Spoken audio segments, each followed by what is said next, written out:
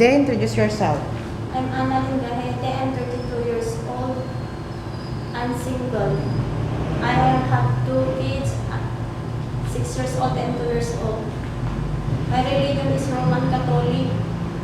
I'm the youngest of the family, eldest of the family. How many brothers and sisters do you have? 1 brothers and 1 sisters.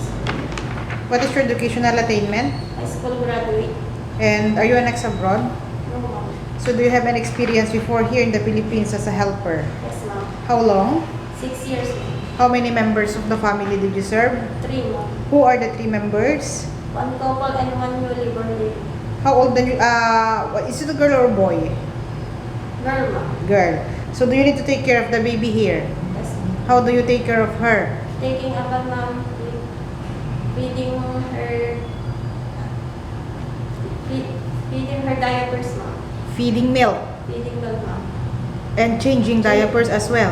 Yes, ma'am. Okay. So beside caring of the newly born baby, what else did you do as a helper in the house? Cooking, ma'am.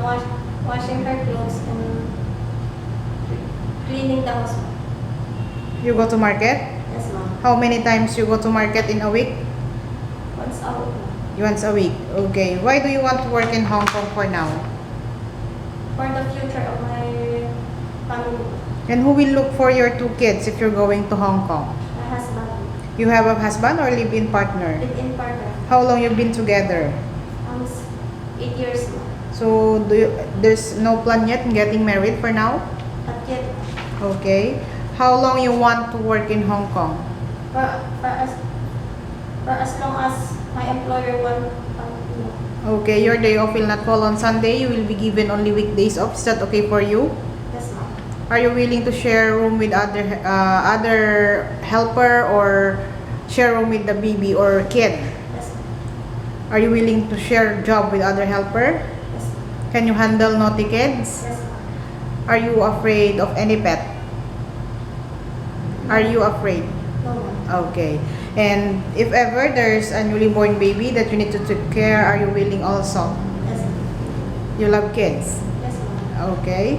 And are you ready to go Hong Kong anytime now? Yes, ma'am. Are you willing to learn how to cook Chinese food? Yes, ma'am. Your future employer is watching you. What can you assure and promise to them? To my future employer, please hire me. I will do everything you need, ma'am. Thank you. Okay, thank you very much. HL 2192.